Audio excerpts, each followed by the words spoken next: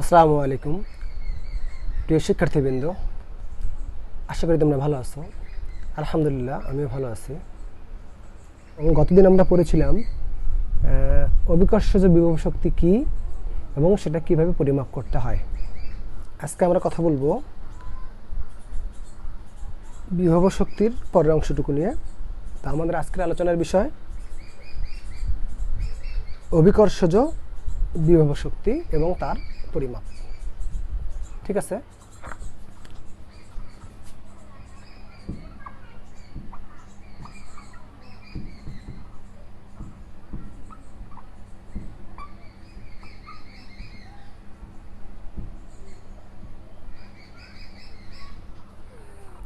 ওকে।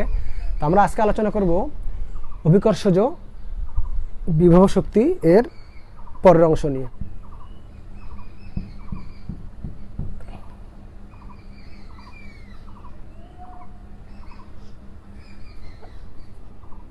আমরা গতদিন বলেছি এম ভরের একটা বস্তুকে ভূপৃষ্ঠ থেকে এইচ উচ্চতায় ওঠানো হলো। এই উচ্চতা হচ্ছে এইচ, বস্তু একটা এখানে ওঠানো হলো যার ভর হচ্ছে এম, এবং এই বস্তুটিকে এইচ উচ্চতায় তুলতে গিয়ে বলের বিরুদ্ধে যে পরিমাণ কাজ হয় সেটি ওই বস্তুর মধ্যে কাজ করার সামর্থ্য সৃষ্টি করে, অর্থাৎ সেটি ওই বস্তুতে বিভব শক্তি রূপে জমা হয়ে থাকে।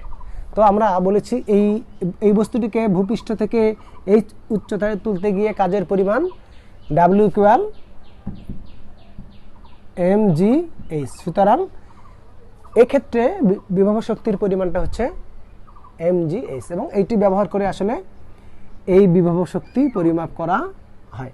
ওকে, এখন এই স্থান থেকে যদি বস্তুটিকে ছেড়ে দেওয়া হয় তাহলে বস্তুর মধ্যে সঞ্চিত ওই বিভব শক্তি ব্যবহার করে বস্তুটি নিচের দিকে পড়তে থাকে, অর্থাৎ বস্তুর মধ্যে এমজিএইচ পরিমাণ বিভব শক্তি ক্রমানুসারে গতিশক্তিতে পরিণত হয় এবং বস্তুটি ভূপৃষ্ঠের দিকে পতিত হয়। অর্থাৎ এই স্থানে এসে এই ভূপৃষ্ঠে পতিত হলে বস্তুর সমস্ত বিভব শক্তি গতিশক্তিতে পরিণত হয়,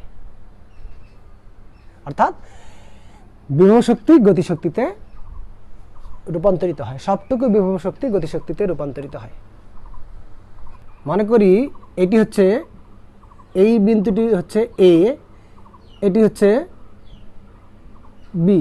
সুতরাং এ অবস্থানের সাপেক্ষে বি অবস্থানে মোট বিভব শক্তির পরিমাণটা হচ্ছে এম জি এইচ। তো যদি আমাদের কখনো বলে, আমরা গত ক্লাসে একটা এরকম একটা বস্তুর বিভব শক্তি কত সেটা বের করেছি, তো যদি কখনো বলে এই অবস্থানের সাপেক্ষে এই অবস্থানের বিভব শক্তি কত, তাহলে আমরা সহজেই উচ্চতা দিয়ে বের করতে পারবো। এখন এইখানে আরেক ধরনের একটা প্রশ্ন হয়, যদি এই হচ্ছে ভূপৃষ্ঠ এ এবং এইখানে আর একটা অবস্থান, এটা হচ্ছে বি এবং এটি হলো সি। তো অনেক সময় বলে যে এ থেকে মানে এর সাপেক্ষে সি বিন্দুতে বিভব শক্তির পরিমাণ কত। তো আমরা কিন্তু সহজেই সেটা এইটা ব্যবহার করে বের করতে পারি, অর্থাৎ বিভব শক্তির পরিমাণটা হচ্ছে এম জি এইচ। তাহলে এ এর সাপেক্ষে সি এর বিভব শক্তি। তবে কখনো কখনো এই প্রশ্নটাকে একটু অন্যভাবে বলে, যেমন যদি বলে ভূপৃষ্ঠ থেকে 10 মিটার উচ্চতা, আমরা এই উচ্চতাটা ধরি 10 মিটার, এখান থেকে এই উচ্চতাটা হচ্ছে 10 মিটার। যদি বলে মানে এর সাপেক্ষে বি এ বিভব শক্তি নির্ণয় করো, তাহলে কিন্তু আমরা সহজেই বের করতে পারবো। বস্তুর ভর এম যদি দেওয়া থাকে, যদি ধরি বস্তুর ভর, যে বস্তুটা এখানে নিয়ে আসা হচ্ছে এম ইকুয়াল, এটা হচ্ছে উচ্চতা এইচ ইকুয়াল 10 মিটার এবং বস্তুর ভর এম ইকুয়াল ধরো 50 কেজি। তো আমরা কিন্তু সহজেই এই স্থানে এই সূত্র ব্যবহার করে বিভব শক্তি নির্ণয় করতে পারবো, পরিমাপ করতে পারবো। আবার যদি বলে এর সাপেক্ষে সি বিন্দুতে বিভব শক্তি কত, যদি এমনটা হয় যে এ থেকে সি এর উচ্চতা হচ্ছে এটা আমরা ধরে নিচ্ছি উচ্চতা হলো 30 মিটার। তো যদি বলে এই m ভরের বস্তু 50 কেজি ভরের বস্তু এর এর সি বিন্দুতে বিভব শক্তির পরিমাণ কত, একইভাবে আমরা বের করতে পারবো mgh। m হচ্ছে 50 কেজি, g 9.8 এবং h হলো 30 মিটার। সমস্যাটা হচ্ছে আরেক জায়গায়, কখনো কখনো বলে বি এর সাপেক্ষে সি বিন্দুতে বিভব শক্তির পরিমাণ কত। তো এই জায়গায় আমরা একটা ভুল করে বসি। আমরা অনেক সময় করি কি, মানে এখান থেকেই পরিমাপটা শুরু করি, সেক্ষেত্রে আমাদের অঙ্কটা ভুল হয়ে যাবে। তখন যখনই বলবে কোনো বিন্দুর সাপেক্ষে, কোনো একটা অবস্থানের সাপেক্ষে বিভব শক্তি কত, তখনই আমাকে ওই অবস্থান থেকেই আসলে উচ্চতাটা পরিমাপ করতে হবে। যেমন এই ছবিতে যদি বলে যে বি বিন্দুর সাপেক্ষে বিভব শক্তি কত, তাহলে আমরা বি বিন্দু থেকে উচ্চতাটা কাউন্ট করব। অর্থাৎ টোটালি যদি 30 মিটার হয়ে যায় আর এটা যদি 10 মিটার হয়, তখন এটা হবে কত, 20 মিটার। সুতরাং তখন আমরা বলবো বি অবস্থানের সাপেক্ষে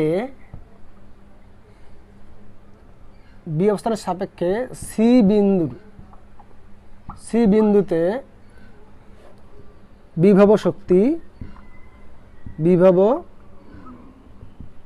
শক্তি কি হবে, m হচ্ছে বস্তুর ভর mgh যদি হয়, mটা হবে বস্তুর ভর 50 কেজি গুণন g হচ্ছে 9.8 এবং h হলো উচ্চতা হবে টোটাল উচ্চতা 30 মিটার মাইনাস এই 10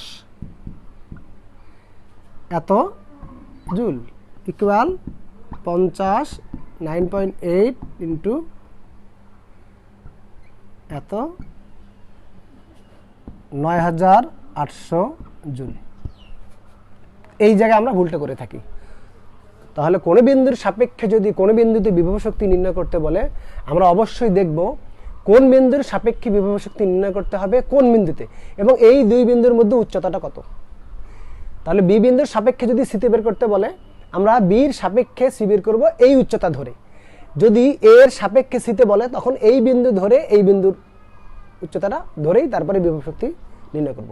তো এই জায়গায় আমরা কখনো কখনো ভুল করে থাকি, আমরা এই ভুলটা করব না। তো আমরা মনে হয় এটা বুঝে গেছি। সুতরাং সহজেই এক বিন্দুর সাপেক্ষে অন্য বিন্দুর বিভব শক্তি নির্ণয় করা যাবে। তাহলে আমরা বলছি অভিকর্ষজ বিভব শক্তি W ইকুয়াল mgh। ওকে,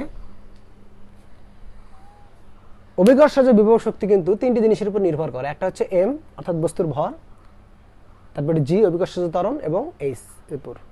অর্থাৎ বস্তুর ভর যত বেশি হবে তার মধ্যে সঞ্চিত বিভব শক্তির পরিমাণ তত হবে। দুটি ভিন্ন ভরের বস্তুকে একই উচ্চতায় উপরে তোলা হলো, যে বস্তুটির ভর বেশি তার মধ্যে সঞ্চিত বিভব শক্তির পরিমাণটা বেশি হবে। আবার আমরা জানি কোনো একটা স্থানে জি এর মান, কোনো একটি স্থানে জি এর মান নির্দিষ্ট। সুতরাং বাকি থাকলো এইচ যত বেশি হবে, এইচ এর মান উচ্চতা যত বেশি হবে, বিভব শক্তির পরিমাণও তত বেশি হবে। অর্থাৎ একই ভরের দুটি বস্তুকে ভিন্ন ভিন্ন উচ্চতায় ওঠানো হলে যে বস্তুটিকে বেশি উচ্চতায় ওঠানো হবে তার মধ্যে সঞ্চিত বিভব শক্তির পরিমাণ বেশি হবে। এই সমীকরণ কিন্তু তাই বলছে। সুতরাং দুটি ভিন্ন ভরের বস্তুকে একই উচ্চতায় তুললে তাদের বিভব শক্তি ভিন্ন ভিন্ন হবে। আবার দুটি একই ভরের বস্তুকে ভিন্ন উচ্চতায় ওঠানো হলে তাদের মধ্যে সঞ্চিত বিভব শক্তির পরিমাণও ভিন্ন ভিন্ন হবে। আমরা বিষয়টা সহজেই বুঝতে পারি। দুটি ভিন্ন ভরের বস্তুকে একই উচ্চতায় ওঠানো হলে তাদের মধ্যে সঞ্চিত বিভব শক্তির পরিমাণটা ভিন্ন ভিন্ন হবে। এটা আমরা কখন বুঝবো? যখন বস্তু দুটোকে ছেড়ে দেব, দেখবো যে এই বস্তুর সঞ্চিত বিভব শক্তি ক্রমানুসারে কি হবে, ক্রমান্বয়ে গতিশক্তিতে পরিণত হবে এবং এক পর্যায়ে ভূপৃষ্ঠে আঘাত করবে। আঘাত করার সময় কিন্তু পুরো বিভব শক্তি গতিশক্তিতে রূপান্তরিত হবে। অর্থাৎ যে বস্তুটির ভর বেশি, মাটিতে স্পর্শ করার মুহূর্তে তার গতিশক্তির পরিমাণটা বেশি হবে। এটা আমরা বুঝতে পারি। আমাদের পায়ে বোর্ড থেকে একটা পাথর আমাদের পায়ে পড়লো, হালকা পাথর পড়লে কিন্তু, কম ভরের পাথর পড়লে আমরা কিন্তু কম ব্যথা পাই, তো ভারী বস্তু পড়লে বেশি ব্যথা পাই। এটা হচ্ছে তার একটা বড় কারণ। বিভব শক্তিকে কাজে লাগিয়ে আমাদের দেশে কিন্তু কাপ্তাই বিদ্যুৎ উৎপাদন করা হয়। কিভাবে? এরকম করে বাঁধ, কর্ণফুলী নদীতে বাঁধ দিয়ে পানি আটকানো হয়। তো এটা হচ্ছে নদীর স্বাভাবিক স্রোত। যখন বাঁধ দেওয়া হয়, বাঁধ দিলে পানি আটকে যায়, আটকে গেলে পানির উচ্চতা বেশি হয়। তো আমরা জানি যখন পানির উচ্চতা বেশি হলে কি হবে? আমরা একটু আগে বললাম উচ্চতা বেশি হলে বিভব শক্তির পরিমাণটা বেশি হবে। যেহেতু পানিকে আটকানো হয় তাহলে তার বিভব শক্তির পরিমাণ বেশি হয়। পরে এই আটকানো পানিকে ছোট্ট একটা পথে ছেড়ে দেওয়া হয় এবং এই পানি বের হয়ে যাওয়ার সময় প্রবল বেগে বের হয়ে যাওয়ার সময়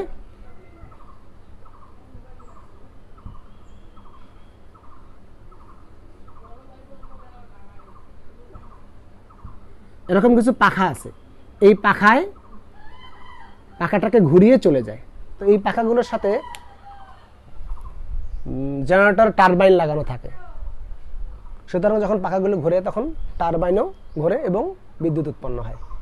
এভাবেই কিন্তু পানির উচ্চতা বাড়িয়ে তার মধ্যে বিভব শক্তি সৃষ্টি করা হয় এবং সেটাকে পরে গতিশক্তিতে রূপান্তরিত করে এবং পরবর্তীতে জেনারেটরের চাকা ঘুরিয়ে বিদ্যুৎ উৎপাদন করে।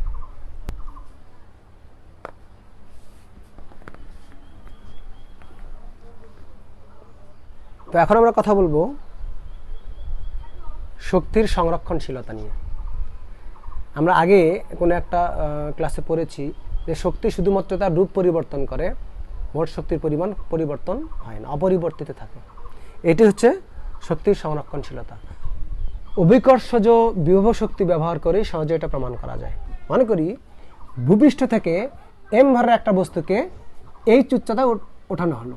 একটা বস্তুর ভর হচ্ছে m, এই বস্তুটিকে ভূপৃষ্ঠ থেকে h উচ্চতায় এই স্থানে ওঠানো হলো, এই উচ্চতা হলো h। তো আমরা ধরি এই বিন্দুটি হচ্ছে a, এটা হচ্ছে মাঝে একটা বিন্দু, এই উচ্চতার মাঝে একটা বিন্দু, এটা ধরি আমরা b এবং ভূপৃষ্ঠ হলো c। m ভরের বস্তুকে c হতে h উচ্চতায় এই বিন্দুতে তোলা হলে তার মধ্যে সঞ্চিত বিভব শক্তির পরিমাণটা হবে W = mgh। তো এই বস্তুটি যখন a থেকে নিচের দিকে পতিত হবে তখন কিন্তু তার এই বিভব শক্তিকেই ব্যয় করে নিচে পতিত হবে, অর্থাৎ তার mgh পরিমাণ বিভব শক্তি ধীরে ধীরে গতিশক্তিতে পরিণত হবে, অর্থাৎ সি বিন্দুতে এসে তার সমস্ত বিভব শক্তি গতিশক্তিতে পরিণত হবে।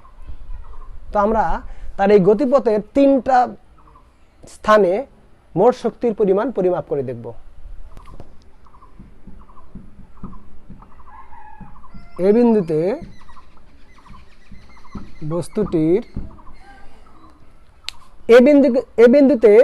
বস্তুটি কিন্তু স্থির, অর্থাৎ এইখানে মানে ছেড়ে দেওয়ার পূর্ব মুহূর্তে এই বস্তুর মধ্যে কোনো গতিশক্তি নাই। এই বস্তুর মধ্যে সকল শক্তি কি? বিভব শক্তি। সুতরাং এই বিন্দুতে বস্তুটির বিভব শক্তি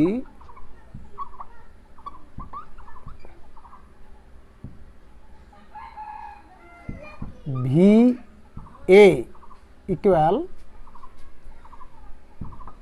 mgh এবং গতিশক্তি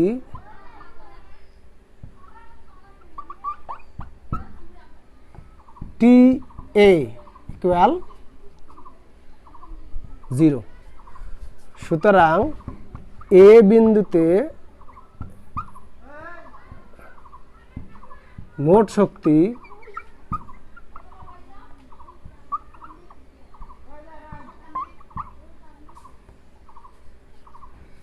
যদি EA হয় দেন EA =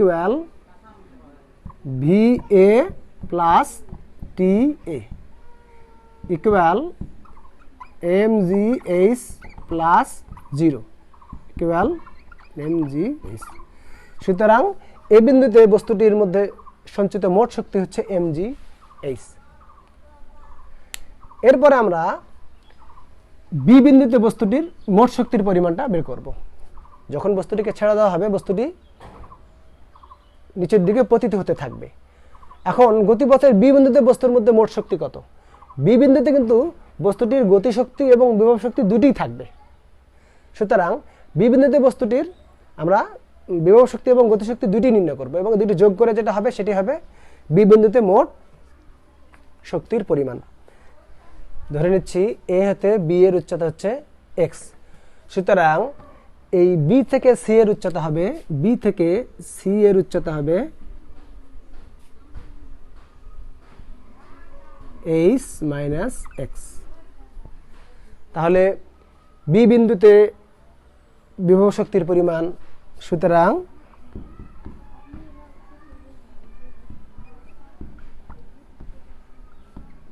বি বিন্দুতে বিভব শক্তি ভি বি হলে V V equal M G into উচ্চতা। উচ্চতা হচ্ছে H minus X, H minus X equal M G H minus M G X. এটা হচ্ছে ভি বিন্দুতে বিভব শক্তির পরিমাণ। ভি বিন্দুতে গতিশক্তি কত হবে? ভি বিন্দুতে গতিশক্তি যদি টি বি হয়, বি বিন্দুতে গতিশক্তি হবে, আমরা জানি গতিশক্তির সমীকরণ হচ্ছে হাফ এম ভি স্কয়ার। আমরা এই দিকে একটু লিখব, তাহলে হাফ এম ভি স্কয়ার মানে আমরা জানি গতির সমীকরণ থেকে you square plus twice G সরণ হচ্ছে এক্স। তো যেহেতু ইউ আদিবেগ এবং সেটি শূন্য সমান half M into twice G X equal M G X. এটা হচ্ছে বি বিন্দুতে বস্তুটির গতিশক্তি। সুতরাং বি বিন্দুতে বস্তুটির মোট শক্তি, মোট শক্তি E B equal V B plus T B G H minus M G X. এটা হচ্ছে VB plus M G X. এটা বাদ গেল ইকুয়াল এম জি এইচ। তো এটা হচ্ছে ভি বিন্দুতে বি বিন্দুতে মোট শক্তি। এ বি গেল, এ বি গেল। এটা এবার আমরা সি বিন্দুতে মোট শক্তি নির্ণয় করব। সি বিন্দুতে অর্থাৎ বস্তুটি যখন এইচ উচ্চতা থেকে সিতে আসবে, তার মানে এইখানে তার সমস্ত বিভব শক্তি গতিশক্তিতে রূপান্তরিত হবে। বস্তুর মধ্যে আর কোনো বিভব শক্তি থাকবে না, টোটাল শক্তিটাই হবে গতিশক্তি। সুতরাং সি বিন্দুতে বস্তুটির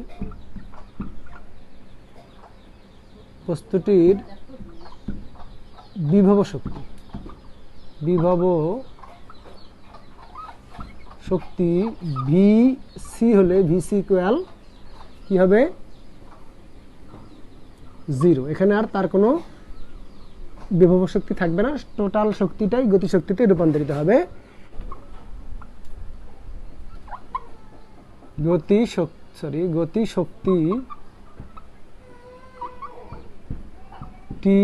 গতিশক্তি টি C equal half M V square equal half M V square মানে কি?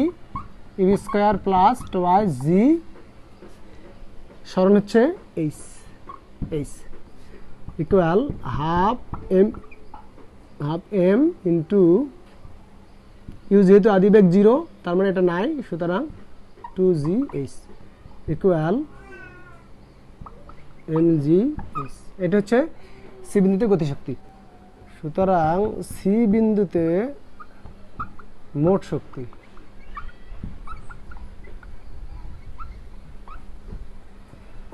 মোট শক্তি ই সি হলে E C equal V C plus T C equal V সির মান হচ্ছে 0 প্লাস টি সি হলো কত এম জি এইচ হচ্ছে এম জি এইচ।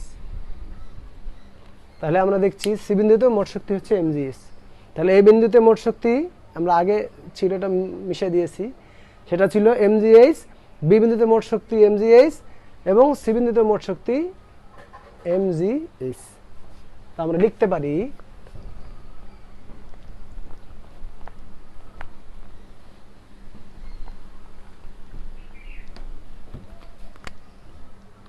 মোট শক্তি এ বিন্দুতে ই এ ইকুয়াল বি বিন্দুতে ই বি ইকুয়াল সি বিন্দুতে ই সি সমান।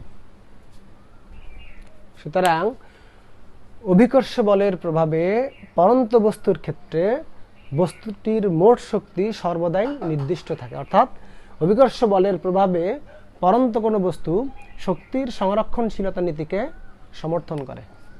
সুতরাং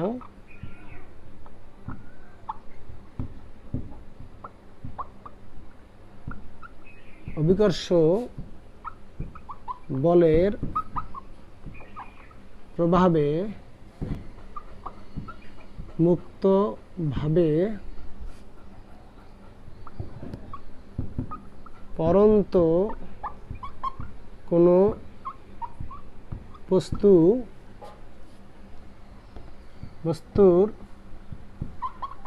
মোট শক্তি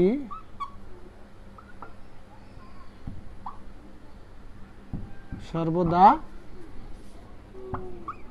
একই থাকে, অর্থাৎ বস্তুটি শক্তির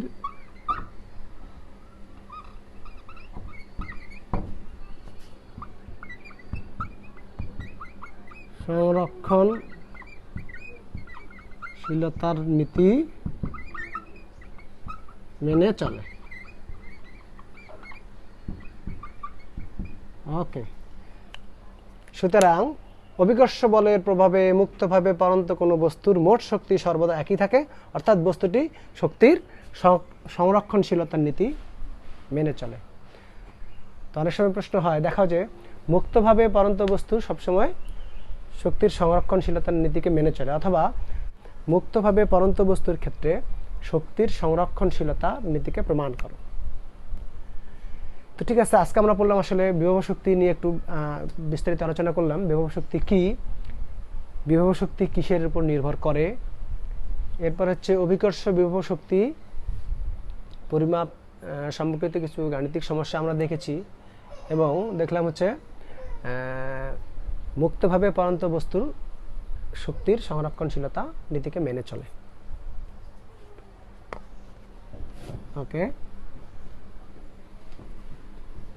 তোমাদের আজকের বাড়ির কাজ।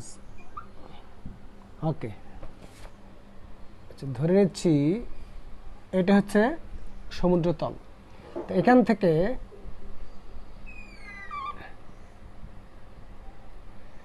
এই উচ্চতাটি হচ্ছে 800 মিটার।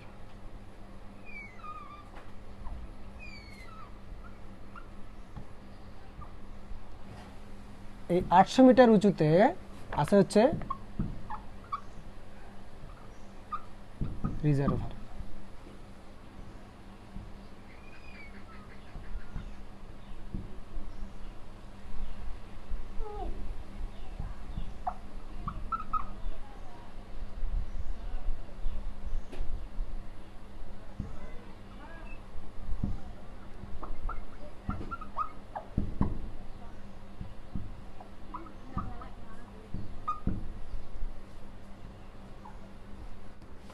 প্রশ্ন কি,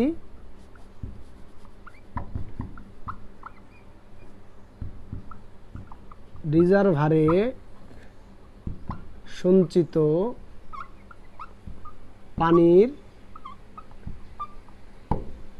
বিভব শক্তি নির্ণয় করো। বিভব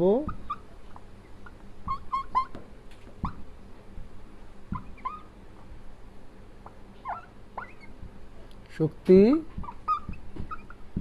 নির্ণয় করো।